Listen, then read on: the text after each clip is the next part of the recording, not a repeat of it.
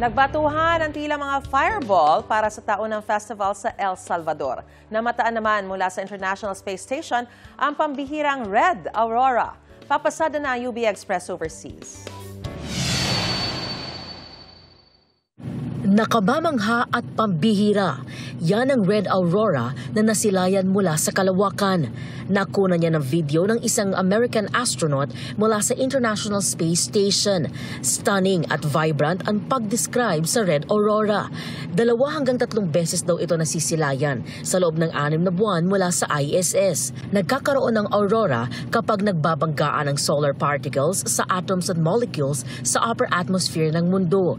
Nagre-release ito ng enerhiya sa pamamagitan ng liwanag. Mas pambihira raw ang red auroras kumpara sa green aurora.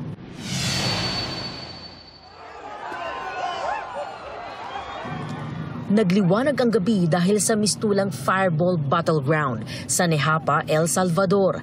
Yan ang taunang Fireball Festival. Masayang nagbatuhan ng mga fireball ang 2 grupo na kung tawagin ay mga bolero. Gumamit sila ng mga nirolyong rag na nilagyan ng gasolina at siniraban.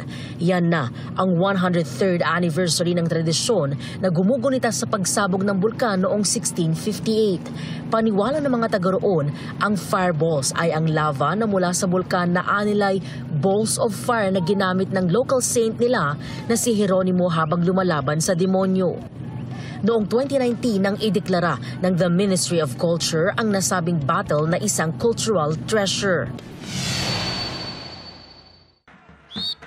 Kakaibang tagisan ng lakas ang ipinagdiwang sa Bulgaria. Yan ang oil wrestling tournament na isang sport tradition doon.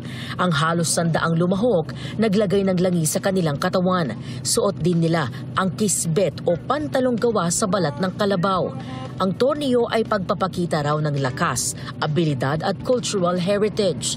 Ang ilang sumali galing pa sa ibang bansa tulad ng Turkey, Greece, North Macedonia at Ukraine. Ito ang unang balita. EJ Gomez para sa GMA Integrated News. Gusto mo bang mauna sa mga balita? Mag-subscribe na sa GMA Integrated News sa YouTube at tumutok sa unang balita.